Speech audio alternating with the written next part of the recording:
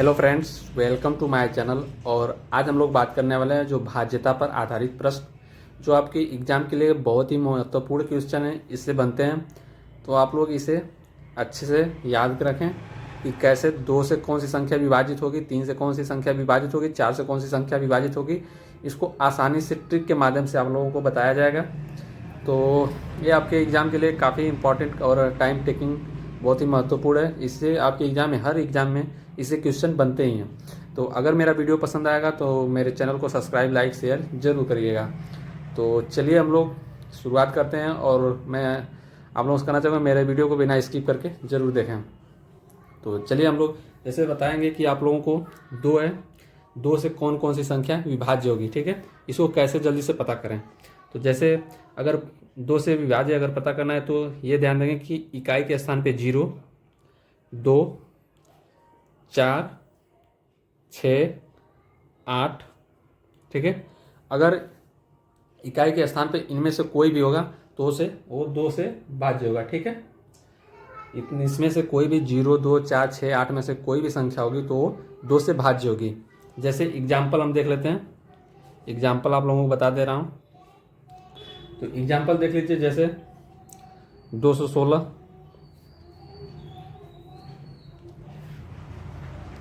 Example के तौर पे देख लीजिए 216।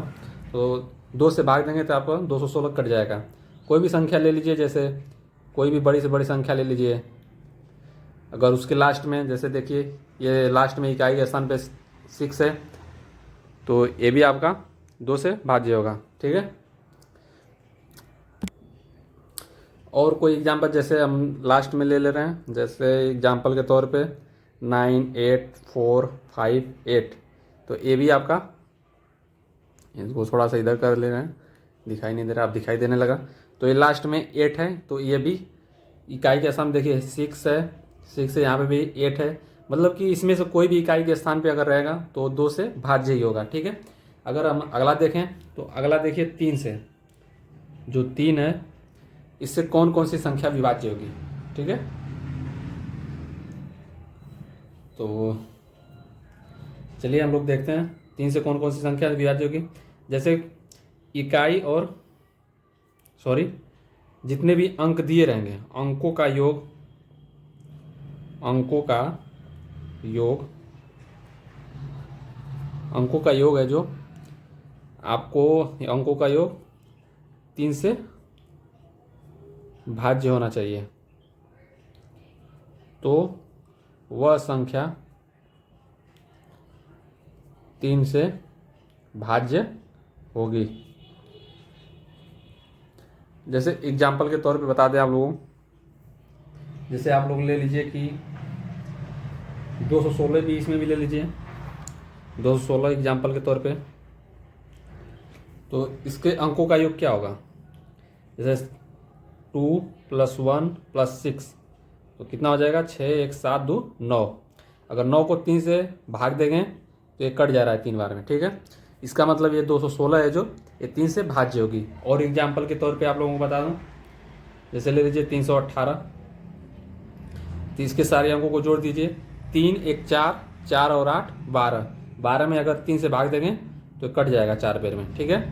तो इसको भी देख लेंगे कि ये भी 3 से भाज्य है, अगर इनके अंकों का योग 3 से कट जा रहा है। और कोई ले लेते हैं, जैसे 5, 4, 1 ले लेते हैं, 541 को अगर काटेंगे तो इनके अंकों का देखिए 5, 4, 9, 1, 10। तो क्या 10 3 से कटेगा, तो नहीं कटेगा, ठीक है, नहीं कटेगा ये। तो इसका मतलब कि ये 3 से भाज्य नहीं है।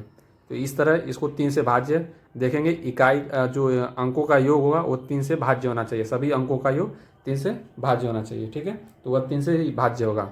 चलिए हम लोग अगला देख लेते हैं। अगला आपका 4 से देख लेंगे। 4 से कौन कौन सी संख्याएं भाज्य होगी।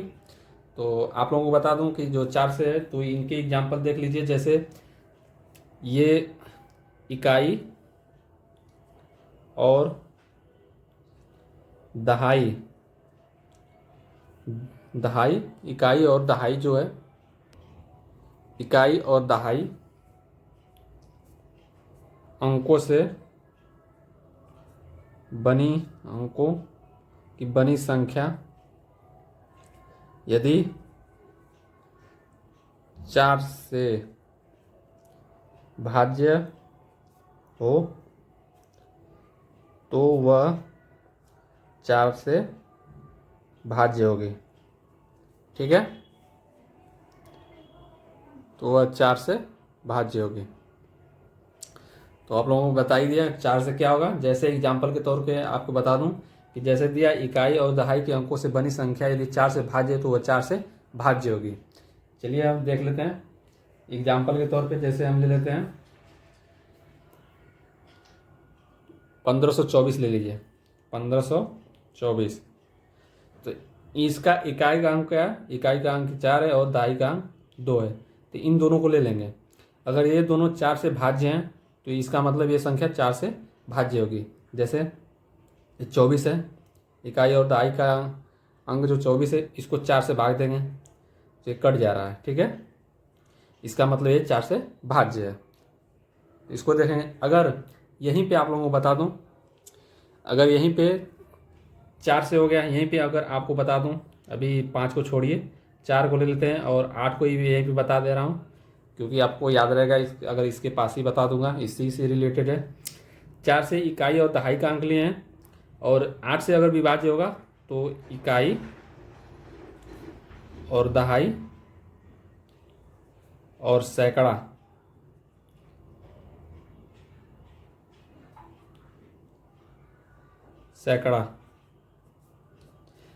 ठीक है, इन तीनों से बनी संख्या जो होगी वो अगर 8 से भाज्य है तो वो संख्या पूरी 8 से भाज्य होगी।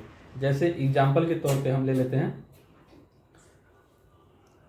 एग्जाम्पल के तौर पे ले लेते हैं 5240। ठीक है, अगर 5240 को अगर देखिए इकाई और सैकड़ा, इकाई दहाई सैकड़ा, ठीक है, तो इन तीनों को आपको लेना है। तो ये अगर 8 से विभाज्य होगी तो सारी संख्या 8 से भाज्य होगी। ठीक है, जैसे 240 ले लेते हैं, इकाई दहाई सैकड़ा हो गया, इसको भाग देते हैं 8 से, तो 8 तिरके 24 कट जा रहा है, यहाँ पे 0 बढ़ा देंगे। ठीक है, इसका मतलब ये संख्या 8 से भी कट जाएगी। अगर इन तीनों से बनी अंकों की संख्या अगर 8 से भाज्य नहीं हो रही है तो वो संख्या पूरी 8 से भाज्य नहीं होगी। अगला देख लेते हैं। अगला यहीं पे अगर 16 से भी पूछ दिया जाए, अगर 16 से पूछ दिया जाए तो 16 से इकाई दहाई और सैकड़ा और हजार, जो लास्ट 4 अंक जो होगी, अगर वो 16 से भाज्य है तो संख्या 16 से भाज्य होगी। ठीक है, जैसे इन तीनों को लास्ट से 4 अंक तक। तो चलिए अब 4 हो गया, 8 भी हो गया, 16 भी बता दिए। अब हम अगला देख लेते हैं। अगला आप लोगों को बताएंगे, 16 हो गया, अब अगला बता देते हैं। 4 के बाद आता है 5। तो 5 से कौन कौन संख्या विभाज्य होगी, जिसके इकाई के स्थान पे, इकाई के स्थान पर 0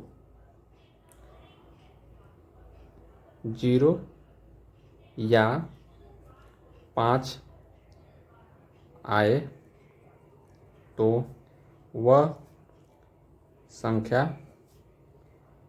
5 से भाज्य होगी। ठीक है, तो आप लोगों को बता दिया 5 से कौन सी संख्या विभाज्य होगी। जैसे एग्जाम्पल के तौर पे आप लोग देख लीजिए।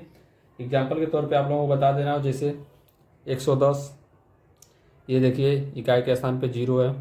115, 125, 2550, तो जितने भी इकाई के स्थान पे 0 या 5 आएगा तो वो संख्या 5 से भाज्य होगी। अब अगला देख लेते हैं। 6 से क्या देखेंगे, 6 से कौन कौन सी संख्या भाज्य होगी।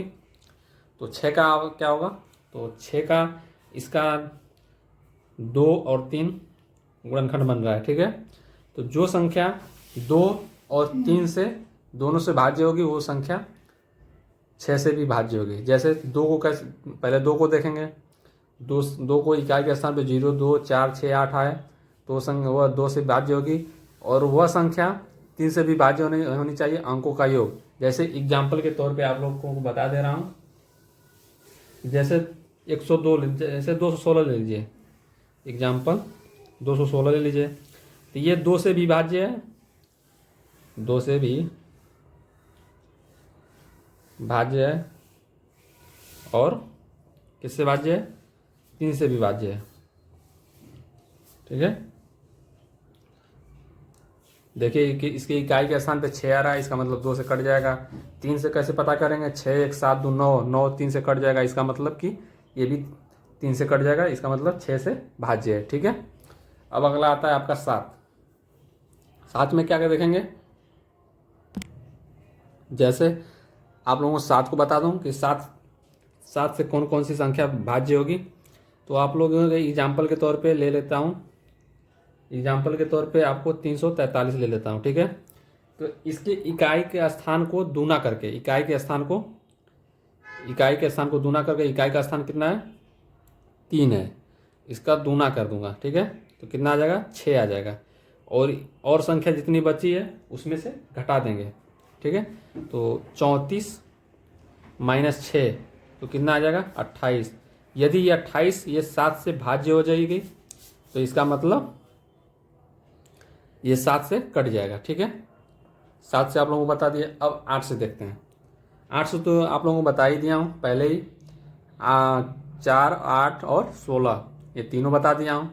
तो 8 को छोड़ के आपको 9 को बता दे रहा हूँ। ठीक है, 9 से कौन कौन सी संख्या होगी, जैसे आप लोगों को 3 से बताया था कि 3 से सभी अंकों का योग अगर 3 से भाज्य है तो वह संख्या भाज्य है। यदि यहीं पे वही सेम यहाँ पे भी कॉन्सेप्ट है, जैसे कि यदि अंकों से बनी संख्या उनके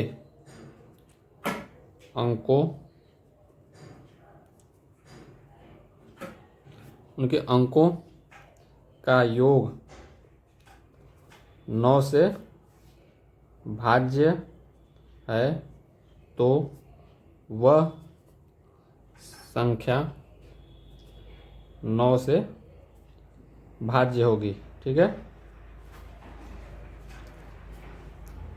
तो जैसे 3 में था वैसे ही 9 में है। यदि अंकों की संख्या 9 से भाज्य है तो वह संख्या 9 से भाज्य होगी। जैसे एग्जाम्पल के तौर पे हम ले लेते हैं 576। 576 में देखिए 7, 6, 13, 5, 18, 18 जो 9 से भाज्य है, तो इसका मतलब 9 से ये कट जाएगा। चलिए हम लोग अगला देख लेते हैं। अगला है आपका 10 से। 10 से कौन कौन सी संख्या भाज्य होगी, 10 से कौन कौन सी संख्या भाज्य होगी, तो इकाई के स्थान